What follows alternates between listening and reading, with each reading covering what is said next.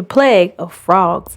Exodus chapter 8, starting at verse 1. And the Lord spake unto Moses, Go unto Pharaoh, and say unto him, Thus says the Lord, Let my people go, that they may serve me.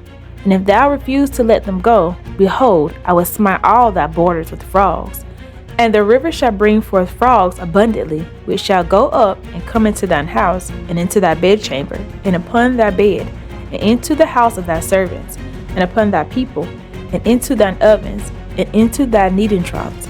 And the frogs shall come up both on thee, and upon thy people, and upon all thy servants. And the Lord spake unto Moses, saying to Aaron, Stretch forth thine hand with thy rod over the streams, over the rivers, and over the ponds, and cause frogs to come up upon the land of Egypt.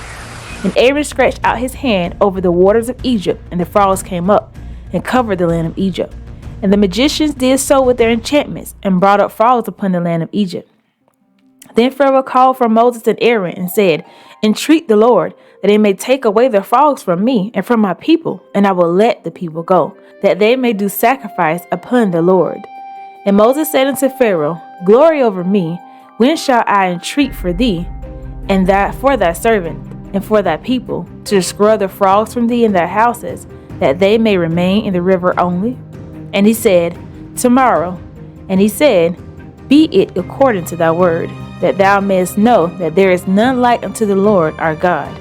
And the frogs shall depart from thee, and from thy houses, and from thy servants, and from thy people. They shall remain in the river only. And Moses and Aaron went out from Pharaoh. And Moses cried unto the Lord because of the frogs which he had brought against Pharaoh. And the Lord did according to the word of Moses, and the frogs died out of their houses, out of the villages, and out of the fields. And they gathered them together upon heaps, and the land stank. But when Pharaoh saw that there was respite, he hardened his heart, and hearkened not unto them, as the Lord had said. Yeah, I know how I get after these. Just think about that. You said you would do something, but you reneged. You took it back and thought that the Lord was not going to see that and hear that.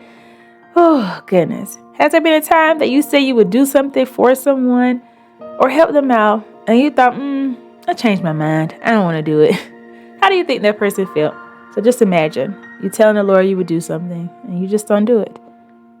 That's something to think about. Leave me a comment down below, guys. I thank you so much for listening. Thank you so much for taking the time out to hear today's Bible readings. So don't forget to comment, subscribe, and like the video. And I'll catch you guys in the next one. Be blessed.